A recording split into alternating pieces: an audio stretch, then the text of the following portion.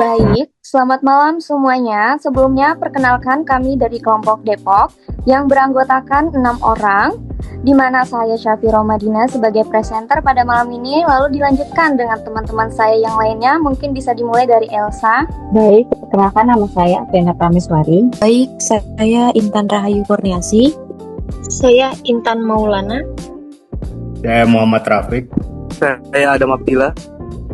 Nah, sekian kenalan singkat dari kami kelompok Depok. Pada malam ini kami akan mempresentasikan hasil observasi kami di Lucky Cell, yang dimana kami akan menyampaikan hasil observasi dengan judul membaca teori komunikasi dari realitas sehari-hari. Objek observasinya yang kami pilih adalah toko HP Lucky Cell Sawangan yang berlokasi di Jalan Sawangan, Kota Depok, Jawa Barat. Lucky Cell Sawangan merupakan toko cabang kelima dari Lucky Cell Ciracas dan berstatus sebagai stand-alone store. Toko ini beroperasi setiap hari mulai pukul 10 pagi hingga 9 malam.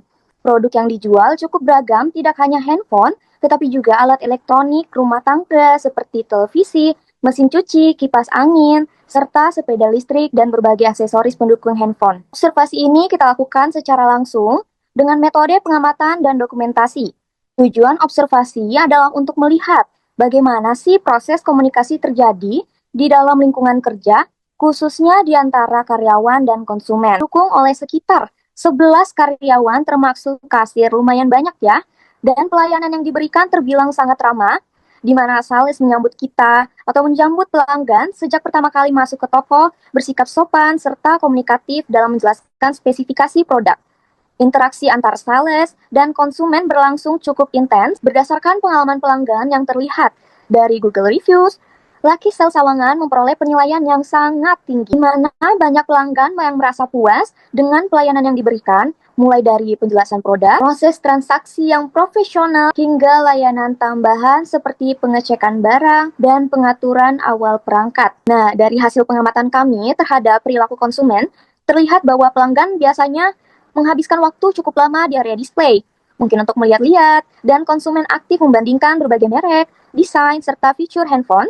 Selain bertanya kepada sales, konsumen juga sering menggunakan ponsel pribadi untuk mencari informasi tambahan agar lebih yakin. Sebelum melakukan pembelian, untuk suasana tokonya, tingkat kebersihan dan pencahayaannya sangat baik, sehingga menciptakan kesan nyaman dan menarik bagi masyarakat. Interaksi yang efektif antara karyawan dan konsumen didukung oleh tata toko yang rapi dan suasananya yang nyaman, menjadi faktor utama dalam menciptakan kepuasan pelanggan. Mungkin untuk temuan utama objek observasi kita pada malam ini segitu saja. Selanjutnya kita akan lanjut dengan refleksi singkat nih untuk tiap-tiap anggota. Mungkin bisa dimulai dari saya. Saya cukup singkat aja karena dengan adanya kegiatan observasi ini, saya belajar bahwa komunikasi di lapangan tidak selalu berjalan ideal seperti dalam teori. Saya menyadari pentingnya menyesuaikan cara berkomunikasi dengan situasi dan karakter lawan bicara. Dan pengalaman ini membuat saya lebih peka terhadap komunikasi verbal maupun nonverbal. Yang dimana kita juga dapat memahami bahwa komunikasi yang efektif itu membutuhkan kesabaran, kejelasan pesan, dan kemampuan kita untuk mendengarkan seperti contohnya antara konsumen dan sales di Lucky Cell. Mungkin selanjutnya akan dilanjutkan oleh teman-teman saya. Baik, saya akan lanjutkan untuk refleksi yang selanjutnya. Untuk refleksi dari saya, sebagai observer yang akan langsung ke lokasi toko HP Lucky Cell Sawangan, saya berperan aktif dalam proses pengamatan komunikasi yang terjadi di lingkungan kerja nyata. Kehadiran saya di lapangan memungkinkan saya untuk melihat secara langsung bagaimana proses komunikasi berlangsung secara alami antara karyawan dan konsumen, tanpa adanya rekayasa atau simulasi. Kontribusi saya di dalam kegiatan observasi ini adalah melakukan pengamatan perilaku komunikasi verbal dan nonverbal, mencatat pola interaksi, serta mendokumentasikan kondisi fisik dan suasana toko sebagai bagian dari data pendukung analisis. Selain itu, saya juga berusaha menjaga posisi sebagai pengamat yang objektif, tidak terlibat langsung dalam aktivitas jual beli agar tidak memengaruhi dinamika komunikasi yang sedang berlangsung. Namun dalam praktiknya, memahami komunikasi di lapangan tidak selalu mudah. Tantangan utama yang saya hadapi adalah kompleksitas situasi komunikasi yang berlangsung secara cepat dan simultan. Dalam satu waktu, terdapat banyak interaksi yang terjadi bersamaan, sehingga diperlukan fokus tinggi untuk menangkap detail komunikasi yang relevan. Selain itu, tidak semua makna komunikasi dapat dipahami secara langsung, terutama komunikasi nonverbal seperti ekspresi wajah, intonasi suara, dan bahasa tubuh, yang memerlukan interpretasi mendalam dan kehati-hatian agar tidak menimbulkan bias subjektif. Secara keseluruhan, kegiatan observasi ini memberikan pengalaman berharga bagi saya sebagai mahasiswa.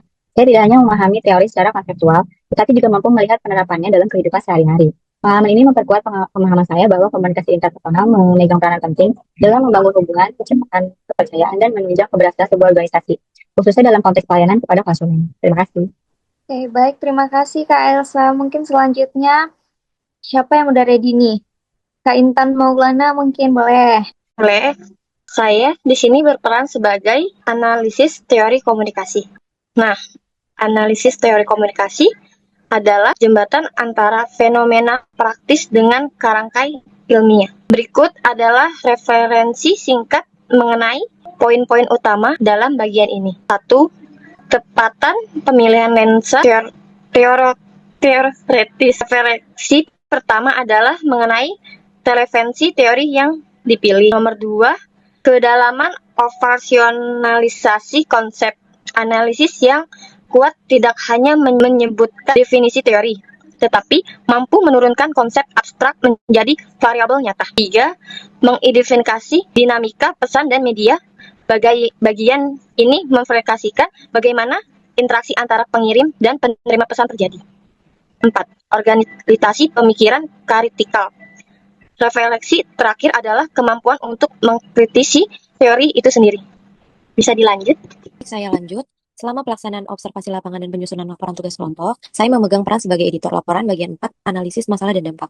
Peran ini menuntut saya untuk memiliki ketajaman analisis dalam membedah temuan lapangan dan mengaitkannya dengan dampak sistematis yang muncul. Melalui peran ini, saya belajar untuk berpikir lebih kritis dalam melihat bagaimana celah komunikasi yang tampak sederhana dapat berujung pada konsekuensi serius bagi sebuah organisasi. Utamanya adalah memastikan bahwa data yang kompleks dapat dipahami dengan mudah dan logis oleh pembaca. Terima kasih. Baik, saya dari kelompok ini bertanggung jawab dalam menyusun bagian 5 refleksi kelompok ini. Ini peran ini menuntun saya untuk memegang peran krusial sebagai jembatan antara pengalaman belajar saya dengan pemahaman yang lebih dalam di tahun 2026 ini. Praktik ini saya terus tekunkan sebagai fondasi untuk meningkatkan kualitas pendidikan melalui evaluasi mandiri yang jujur dan dapat mengenali hambatan belajar saya secara personal. Dalam peran ini, pembelajaran teori komunikasi yang saya cermati di salah satu lucky cell ini adalah teori komunikasi persuasif atau model komunikasi Laswell. Nah, di sini teori ini saya sering digunakan untuk menganalisis proses penyampaian pesan dari penjual ke pelanggan melalui 5 elemen utama seperti komunikator yang berperannya diantara juga staf pemasaran atau akun media sosial lucky cell yang dimana sering memberikan promo-promo atau produk atau barang yang sering mereka lakuin di sale. Nah, ada juga warm to home yang dimana juga calon pembeli ini ingin mencari perangkat seluler atau aksesoris dengan harga kompetitif dan lumayan bagus agar bisa digunakan untuk kedepannya. Nah, dalam konteks ini, hal yang mengejutkan yang saya pelajari dari pelajaran komunikasi di Lucky Cell ini adalah ketidakmungkinan yang dimana banyak ahli menyatakan juga bahwa pemahaman yang 100% sama antara pengirim dan penerima pesan sebenarnya berbeda, sama seperti Black Diesel ini juga yang sering mengadakan acara kebersamaan dan kegiatan berbagi juga dalam pembukaan toko mereka yang juga memperkuat ikatan komunikasi antara karyawan sehingga mereka memiliki frekuensi yang sama. Mungkin untuk pesan dan kesimpulan dalam menyusun tugas ini adalah itu membantu saya memahami makna materi secara mendalam daripada sekedar menghafal fakta refleksi yang memungkinkan juga untuk saya mengaitkan pengetahuan baru dengan pengalaman sebelumnya untuk membangun pemahaman yang bermakna panjang untuk masa depan kerja saya di tahun 2026. Mungkin itu dari saya. Oke, selanjutnya akan saya lanjutkan. Singkat saja dari saya, melalui refleksi ini saya menyadari bahwa teori komunikasi tidak bersifat abstrak semata, melainkan sangat relevan dan aplikatif dalam kehidupan organisasi sehari-hari. Observasi lapangan ini memperkaya cara pandang saya terhadap komunikasi sebagai proses pembentuk makna dan pengelola informasi yang dinamis. Pengalaman ini juga mendorong saya untuk lebih kritis dan peka dalam mengamati praktik komunikasi di lingkungan kerja maupun dalam kehidupan sosial secara umum. Oke, itu sekian dari saya. Oke, baik. Mungkin sekian dari kelompok kami, kelompok Depok. Jika ada salah kata atau kurangnya, kami mohon maaf. Saatnya sudah acuhkan tadi, terima